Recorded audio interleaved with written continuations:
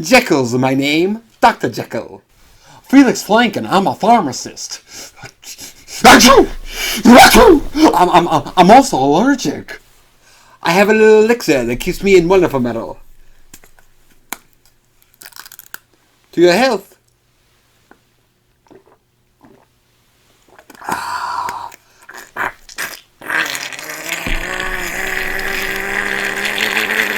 Dr. Jekyll, are you alright? You look awful. Hide! Hide? You want me to hide? Well, if you want to play games, you must be feeling better. But you certainly don't look it. Okay, I'll go hide, and you see if you can find me. Ooh, this lockdown even has me in my pajamas. I wish I could throw a party again. Wait a minute. We can't throw a party, but we can review one.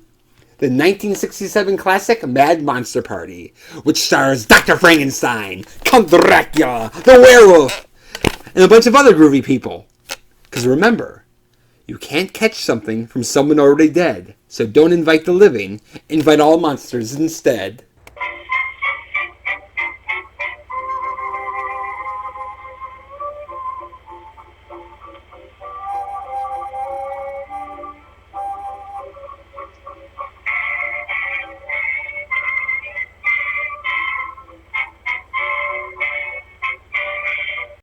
Mad Monster Party was made by Arthur Rankin Jr. and Jules Bass.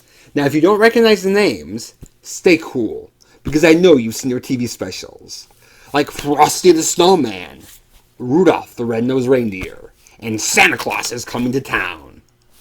They first met when Arthur Rankin was making commercials, and he worked with Gardner agencies a lot, where Jules Bass worked in the mailroom and would bring materials to Arthur Rankin's studio. They were both creative. Arthur Rankin was more the artist, and Jules Bass was more the writer and lyricist. And they were both so much on the same page that after a while, they were almost never seen together. Because one could be doing a business deal, the other could be on the set, and their individual decisions were always reflective of what the other would have wanted. They did a couple animated series, but in 1964, they went down in history with their TV special Rudolph the Red-Nosed Reindeer, where 50% of American TV watchers tuned in. And along with other offers, they got a deal to make 3 feature films for NBC Pictures, including Mad Monster Party. Now in the 1960s, horror was hot, especially with kids. Old monster movies like Dracula and Frankenstein were being shown regularly on TV, and their merchandise was being sold regularly in stores. There were horror magazines like Famous Monsters of Filmland, and horror-themed TV shows like The Addams Family and The Munsters. Arthur Rankin came up with the story for what was originally titled The Monster Movie, and he was no stranger to horror either. One of his first jobs was as an art director on the Tales of Tomorrow TV series, where they did a live version of Frankenstein starring Lon Chaney Jr.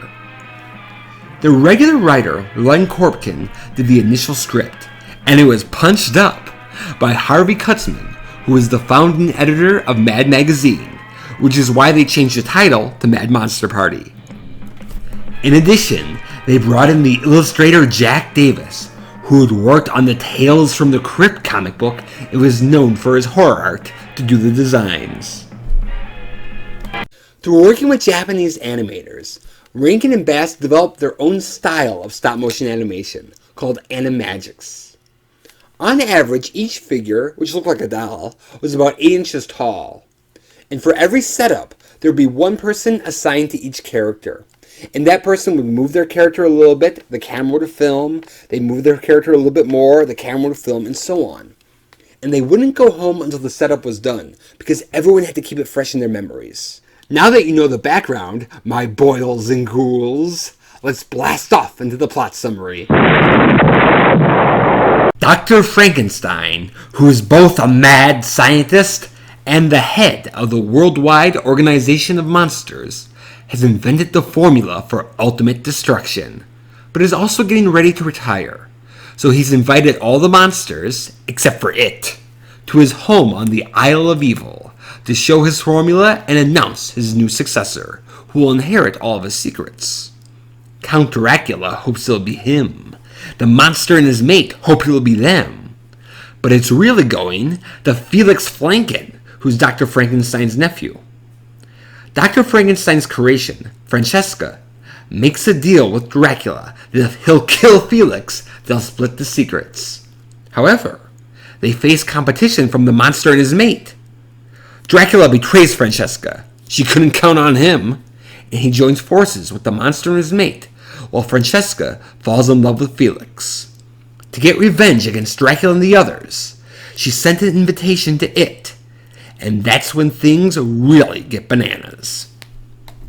Their specials like Rudolph the Red-Nosed Reindeer and Frosty the Snowman are classics for a reason. And Mad Monster Party has all the qualities of a top-notch Rankin and Bass production, while still being a spooktacular tribute to classic movie monsters. The animagic is so endearing and has all the imagination of animation, but with real texture, and every character, prop, and set is so groovy to look at. There are great songs like the main theme, Our Time to Shine and You're Different. They usually come a little out of nowhere, but that's part of the fun, and they always fit the spirit of the characters. And just as much as their Christmas specials capture the sweet and sentimental spirit of Christmas, Mad Monster Party captures that spooky and crazy spirit of Halloween. One of Rankin and Bass's innovations was casting big stars with instantly recognizable voices as their lead, like Burl Ives as the narrator in Rudolph the Red-Nosed Reindeer, and Mickey Rooney as Santa Claus in Santa Claus is Coming to Town. So, who would be the perfect big star to play Dr. Frankenstein? How about the original monster, Boris Karloff from the 1931 film? And just like casting Bela Lugosi and Lon Chaney Jr. in Abbott and Costello Meet Frankenstein, this gives authenticity to it, where it's not just an homage, it's part of classic horror. And let me tell you, they include every classic movie monster in the book. Told you so. You arrived just in time. Our guests will be here any moment. Ah, dear Baron, so nice to see you again. And how is Francesca? You know, she has always been my type. All negative, isn't it? Ah, werewolf. Wolfie, you're a dog. This convention's going to be a howling success. Look, the Invisible Man. You're looking well, Invisible Man. I think. They have Count Dracula, Frankenstein's monster, the monster's mate, Dr. Frankenstein, the mummy, the Invisible Man, the Hunchback of Notre Dame, the creature from the Black Lagoon, King Kong. Now, they can't call him King Kong because they don't have the rights, so they call him it, but it's obvious who it is. And they even have this character named Yetch, who's based off the horror star Peter Lorre.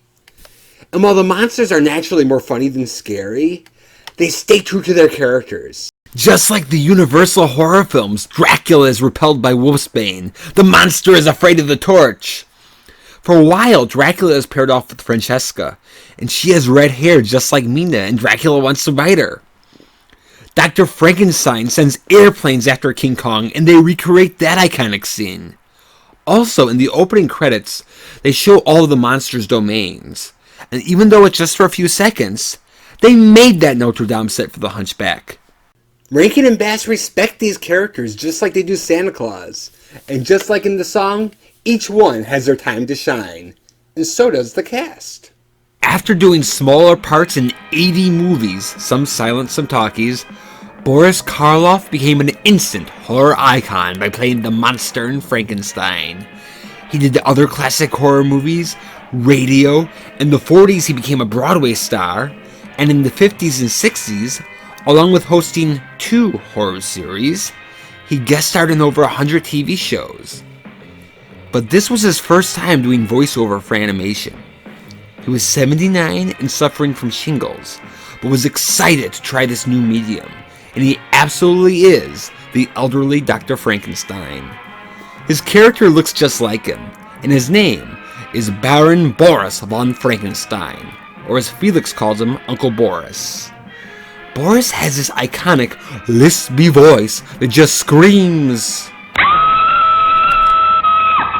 spooky. He's a little crazy and a little dangerous, but also projects this warmth. And they even give him a musical number, Stay One Step Ahead, which he sings. When they say read page 1, read 3 more and you'll find the very next day when you are done, the group is far behind. You've got to stay one step ahead. Stay one step ahead. Tune in to what's happening, boy, and stay one step ahead. Why not keep it to yourself? Stay away from the pack. For when you're ready to fly, they'll start to cry and wish they had the knack. You've got to stay one step ahead. Stay one step ahead. Tune in to what's happening, boy, and stay one step ahead. You've got to get up from that bed and start a little ahead, or some other bright guy will grab the pie. Come on, boy, use your head. You got to stay one step ahead. Stay one step ahead. Tune in to what's happening, boy, and stay one step ahead. That's my favorite song. It's catchy, but it's also about being an overachiever, which, going back to Mary Shelley's book, is one of the defining characteristics of Dr. Frankenstein. Now, along with Boris Karloff, the other big star was Phyllis Diller, who was the first big female stand-up comedian and was on everything from The Tonight Show to The Dean Martin Show to Batman to Scooby-Dooby-Doo as the monster's mate. Now, in the Bride of Frankenstein movie, the bride is really only on screen for about 5 minutes, so there's room for interpretation. And they just infuse this character with Phyllis Diller's own unique persona. This is what she had to say about it. I absolutely loved it. I also love how the animators caught all of my trademarks. Ha ha! It was a gas. Her funny remarks, her appearance with the crazy hair, crazier dress, and go-go boots, the laugh, ha ha! And her calling her husband, the monster, Fang, are all from her act. She always made jokes about her husband, and in The Bride of Frankenstein, the bride hisses at the monster while he's crying, and I think they ran with that moment, and turned the monster into her henpecked husband that her audience had always imagined. Fang, why don't you do something? You're gonna do something? What?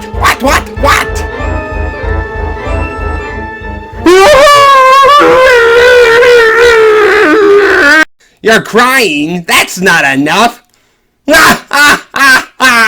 She is hilarious. And even though she is not a scary person, unless of course you're a hairdresser, her personality is so out there and she's so doing her own thing that she still fits the spirit of Halloween. Now, along with the two celebrities, there's also the professional voice actor holding down the fort, Alan Swift, who does the voice of Count Dracula. And he's so talented you'd never know it, but he also does the voice of Felix Flanken, and the voice of Dr. Jekyll and Mr. Hyde, and the voice of Yetch, and the voice of the monster, and the voice of the Invisible Man, and every other male voice in the movie. He had a special talent for doing celebrity impersonations without any preparation. And he developed this when he was a kid, and he would tell his friends about different movies he saw and would do all the actors' voices. So he gives Felix Flanken, whom seems to be normal, a Jimmy Stewart voice. And just like George Bailey did in the beginning of It's a Wonderful Life, he works in a pharmacy. He gives Yetch a Peter Lorre voice. And he gives the Invisible Man a Sidney Greenstreet voice. But naturally, my favorite is his Count Dracula. He's a funny Dracula, but he's also very much in the Bela Lugosi image, with the continental charm. He's always flirting with girls, so he's got the sexual element.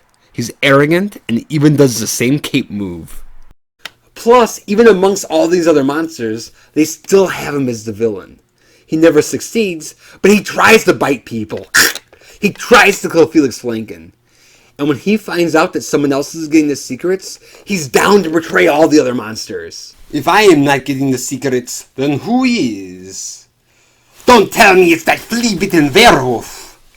Not old Gauze-Face the mummy. It's that overgrown goon, the monster. They're exaggerated so that it's funny, but he has all the traits of a classic Dracula. As far as funny Draculas go, To me, he's right up there with Grandpa Munster. And Alan Swift's comic timing with all of his characters is perfect. Along with the cast, the other thing I love is just how dated this movie is. Usually when people say something is dated, it's a bad thing. But I mean it as a compliment. Because I love family entertainment from the 1960s. And Mad Monster Party is filled with that sense of humor. A lot of the jokes are the kind of spooky themed jokes that you'd hear on the Addams Family or the Munsters. Except because it's animation, it feels like they take the one-liners, like, "Don't blow your top, it always makes such a mess," and do it visually.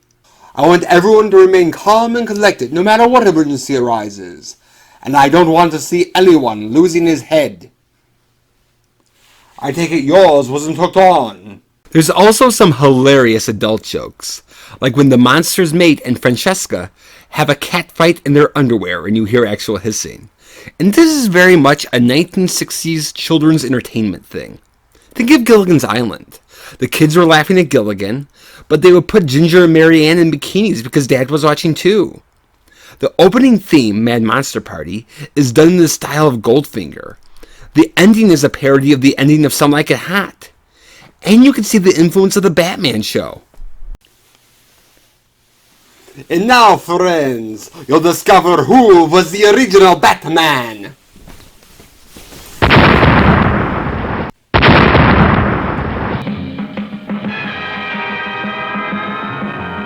If you're into older pop culture, you're going to have a ball with all these homages.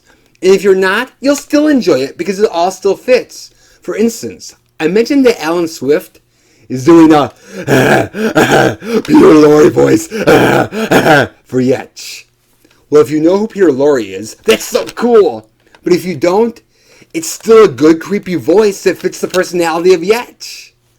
So whether you know where things are coming from or not, it all adds to the wacky groovy fun of Mad Monster Party. When it was released on March 8th of 1967, why wasn't it October? Critics loved it. But audiences missed it, and it didn't do well. But over the years, it has become a cult classic.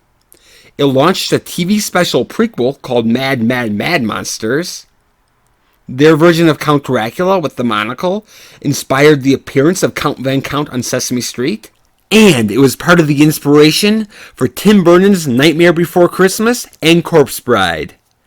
Because Boris Karloff had so much fun doing Mad Monster Party, he accepted the role of narrator for another animated classic, How the Grinch Stole Christmas. Rankin and Bass worked together for 35 years. They did many classics, but Mad Monster Party is my favorite. Believe it or not, I did not grow up on this movie. I just saw it for the first time last October, but I instantly made it a Halloween tradition. It's Rankin and Bass meet the Universal Monsters with Boris Karloff. What's not to love? So I give it 4 formulas for destruction out of 4. Thank you for watching Dusty Old Movies, and I'll catch you at the next Monster Party.